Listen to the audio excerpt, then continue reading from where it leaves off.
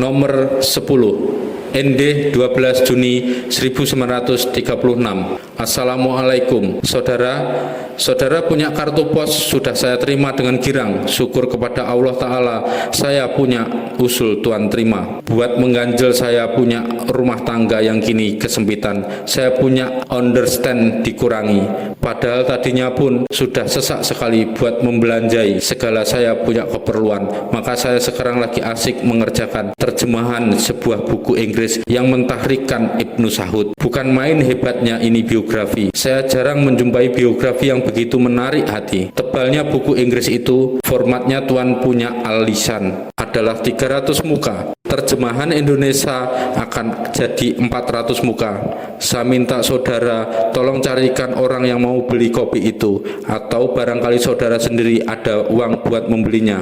Tolonglah melonggarkan saya punya rumah tangga yang disempitkan korting itu. Bagi saya pribadi, buku ini bukan saja satu ikhtiar ekonomi, tetapi adalah pula satu pengakuan, satu confession. Ia adalah menggambarkan kebesaran Ibnu Sa'ud dan Wahabisme begitu rupa, mengkobar-kobarkan elemen aural, perbuatan begitu rupa, hingga banyak kaum tafakur dan kaum pengeramat Husain CS akan kehilangan akal nanti sama sekali. Dengan menyalin ini buku adalah satu convention bagi saya bahwa saya walaupun tidak memufakati semua sistem Saudisme yang masih banyak feodal itu, toh menghormati dan kagum kepada pribadi itu laki-laki. The Great Teacher Muhammad. Selagi menggoyangkan saya punya pena menerjemahkan biografi ini, ikutlah saya punya jiwa bergetar karena kagum kepada pribadinya orang yang menggambarkan. Mudah-mudahan saya mendapat taufik menyelesaikan terjemahan ini dengan cara yang bagus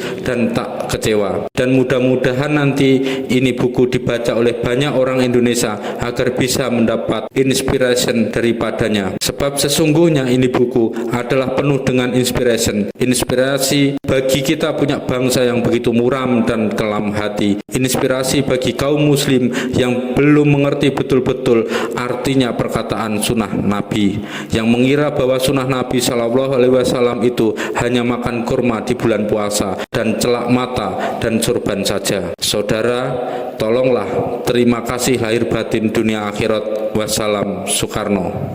Nomor 11, ND 18 Agustus 1936. Assalamualaikum. Surat Tuan sudah saya terima. Terima kasih atas Tuan punya kecapean mencarikan penerbit buku saya ke sana ke sini. Moga-moga lekas dapat. Sayang kalau manuskrip yang begitu tebal, tinggal manuskrip saja. Tentang Tuan punya usul menulis buku yang lebih tipis, brosur, saya akur. Memang brosur itu amat perlu. Tapi sebenarnya saya ingin menyudahi satu buku lagi yang juga kurang lebih 400 muka tebalnya, yang rancangannya sekarang sudah selesai pula di dalam saya punya otak. Rakyat Indonesia, terutama sekali kaum intelijensia, sudah mulai banyak yang senang membaca buku-buku bahasa sendiri yang matang. Ini alamat baik, sebab perpustakaan Indonesia buat 95% hanya buku-buku tipis saja, hanya brosur-brosur saja. Tak sedikit gembira saya waktu saya menerima buku bahasa Indonesia Islam di Tanah Cina. Buku ini adalah salah satu buku yang matang. Alangkah baiknya kalau lebih banyak buku-buku semacam ini di perpustakaan kita. Barangkali nanti kita punya intelijensia tidak senantiasa terpaksa mencari makanan roh dari buku-buku asing saja. Ini tidak berarti bahwa saya tak mufakat orang baca buku asing. Tidak, semua buku ada faedahnya. Makin banyak baca buku, makin baik. Walaupun buku bahasa Hottentot pun baik kita baca. Tapi janganlah perpustakaan kita sendiri berisi nihil sebagai keadaan sekarang ini. Tuan kata buku tipis lebih murah harganya, tapi bagi kaum intelijensia dan kaum yang sedikit mampu tidaklah menjadi halangan harga buku tebal itu. Toh kaum intelijensia juga mengeluarkan banyak uang bagi buku asing. Toh kita punya kaum mampu juga banyak mengeluarkan uang buat pakaian, buat bioskop, atau buat kesenangan lain-lain. Sebenarnya harga sesuatu buku tidak menjadi ukuran laku tidaknya buku itu nanti. Yang menjadi ukuran ialah kandungan buku itu, isi buku itu, digemari orang atau tidak. Bagi Marhen, ya memang zaman sekarang ini adalah zaman berat. Tapi tiada keberatan kalau buku-buku tebal itu dijadikan penerbitan untuk rakyat atau dipecah menjadi 4-5 jilid sehingga meringankan harga bagi marhen. Sebenarnya kurang baik memecah buku menjadi jilid-jilid yang kecil, tapi toh dalam pada saya menganjurkan penerbitan lebih banyak buku yang tebal. Saya akui pula kefaedahan brosur sebagai alat propaganda.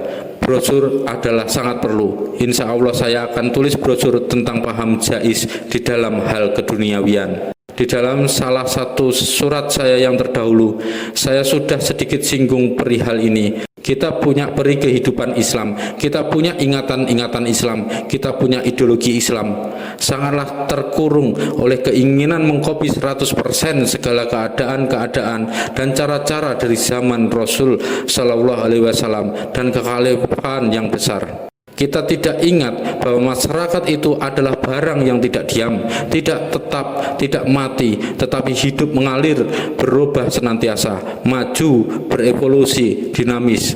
Bahwa Nabi Shallallahu Alaihi Wasallam sendiri telah menjaiskan urusan dunia, menyerahkan kepada kita sendiri perihal urusan dunia, membenarkan segala urusan dunia yang baik dan yang tidak haram atau makruh. Kita royal sekali dengan perkataan kafir, kita gemar sekali mencap segala barang yang baru dengan cap kafir.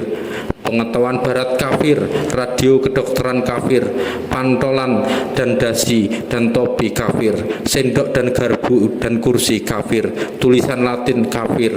Ya, pergaulan dengan bangsa yang bukan Islam pun kafir. Padahal apa-apa yang kita namakan Islam bukan roh Islam yang berkobar-kobar, bukan api Islam yang menyala-nyala, bukan amal Islam yang mengagumkan, tetapi dupa dan kurma dan jubah dan celak mata. Siapa yang mukanya angker, siapa yang tangannya bau kemenyan, siapa yang matanya dicelak dan jubahnya panjang dan menggenggam tasbih yang selalu berputar, dialah yang kita namakan Islam. Astagfirullah, inikah Islam? Inikah agama Allah?